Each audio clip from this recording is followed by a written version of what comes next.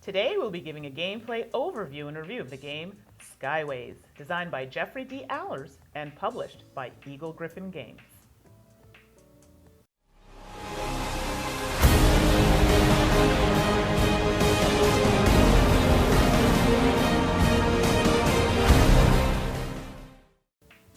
Hello everyone, and welcome to another episode with To Die For Games. I'm Mandi, the board gaming pinup girl. My fellow hosts are Tracy, the gaming maven. Stephane, the games teacher. So, do you want to look at what the components look like? Do you want to see our review? Well, we've got timestamps below. You can find the part you want to see. We love your feedback, so why don't you please leave us a comment below. And while you're there, click on that subscribe button to be notified when we release new content. Skyways plays in about 45 minutes. It's suggested for ages 8 and up and accommodates 2 to 4 players. We've got Skyways all set up and ready to go, so let's get to it.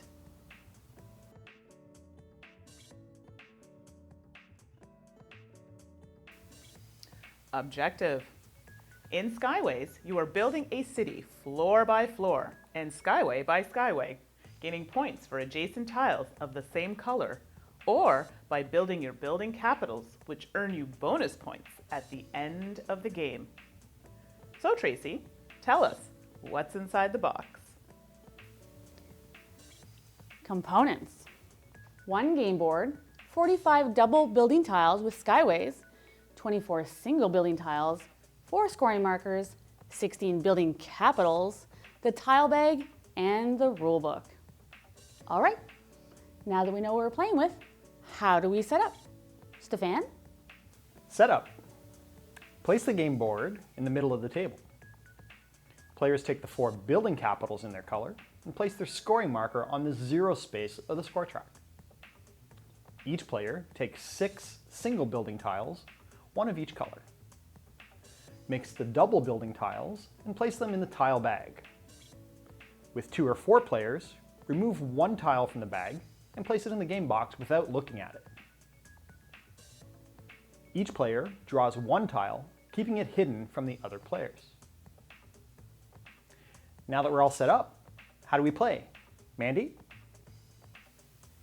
Gameplay. Players take turns, each with 4 phases. 1. Build. Place your double tile or one of your single tiles on the board. Double tiles. A skyway may not be placed immediately above another skyway. Double tiles must be level, although you can use any number of your single tiles before placing a double tile in order to make it level.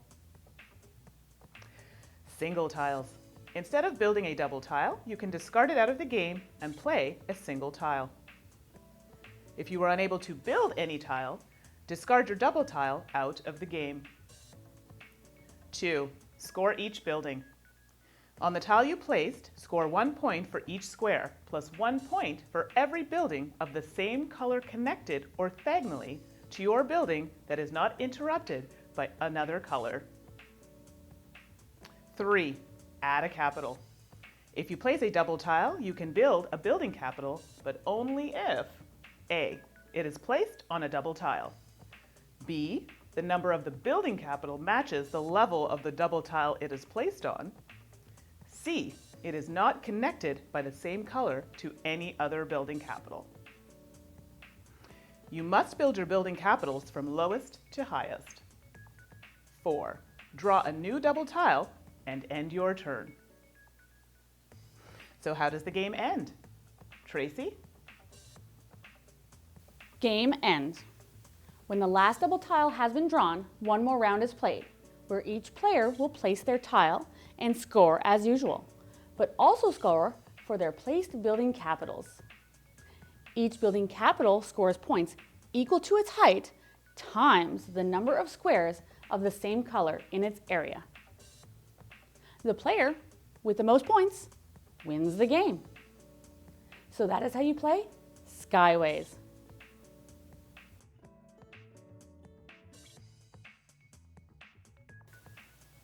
So now we're ready to give our thoughts on the game Skyways. we will be doing a slightly different review than normal because the game is still in its prototype phase, so it's really not quite finished, and it'd be unfair for us to give a review at this point. So guys, overall, what did you think? Very unique. Yeah. I've never seen a mechanic like that, so it's really quite cool. Yeah. It was an interesting play on the tile laying game because you had two different sizes of tiles, which is not that uncommon, but the way they stacked, given the types of pieces that they are, I also found it was unique and different gameplay. I enjoyed it. Yeah, I too enjoyed it. At first, I was like, oh, here we go. Anything spatial?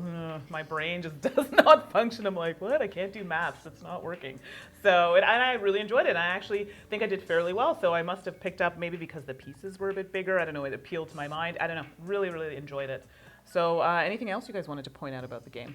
I really liked that there were just the right amount of restrictions, because in theory you could just start placing things wherever, but the restrictions that you can't place a skyway on top of a skyway the exact same. So you have to kind of plan, and then someone will play somewhere and mess you up. And block you. That kept happening to poor Tracy. Both of them. Oh, whoa, whoa. But no, it was good. Like, the only thing I found though is, and maybe it's just the way we were scoring it, maybe some clarification would be good. We lapped the board. Yes, I the scoreboard a noticed couple that. times, and that's fine because there are other games that do that, Russian Railroad, stuff like that. So if we know we're supposed to lap the board and it's supposed to be a high-scoring game, I'm okay with that. I just wasn't sure. I'm like, are we doing something wrong? But they didn't provide any, like a lot of games, if you do lap the board, they'll provide you like a 50-point or 100-point token to say, you know, you've gotten to that stage. This game didn't. Now, it is still prototypes, so they could very easily incorporate that into the final game. One thing I really liked was the chunkiness and size of the components. I mean, they were big, blocky. The different player building capitals each followed a theme that was different for each set. But they obviously were designed to work together. Right. And they're all like 3D printed components and very colorful, very big blocky components. So that was really good for me. I think my only concern is that because of that, the final MSRP of the game might be a little high. Right. I would pay a higher price just seeing what the prototype looks like. If it's really nice and finished and polished looking, I would do that because it's very tactile and I love tactile games. I agree. Well, look at a game like Junk Art, which was a lot of like wooden pieces, colorful pieces, and I think that's like MSRP is like what, $80? It's $80, which for such big wooden pieces. It's quite large. So I think people will pay it if it's a good game, good mechanics, which this one is. Eventually, I think people will pay. My only concern is people with color blindness. Is this going to be an issue? The game does have some colors that were hard to distinguish for myself, and I'm not colorblind. Right. The colors on the game board need to be more distinct. Now, again, we were looking at a prototype copy. Absolutely. They could, again, easily change that for the final copy. So, yes, there might be some issues for colorblind people, but you know, they could also add symbols to the game board. That's what I was saying. Yeah, that's what I was saying. In addition to the colors to help differentiate that for people with those issues. Yeah, exactly. So overall, I think we're saying we enjoy this game. We are looking forward to when it's completed, and I think it's going to be awesome. So I don't know if you guys agree. I agree. I'm looking forward to see what it looks like in the end once it's all done up and pretty. Eagle-Gryphon makes solid games, so I'm also looking forward to seeing what the final copy looks like. Exactly. So that's it for now. Wait for the Kickstarter. I believe it starts September 16th. Keep your eye out for it, and we'll see you next time. Bye. Bye.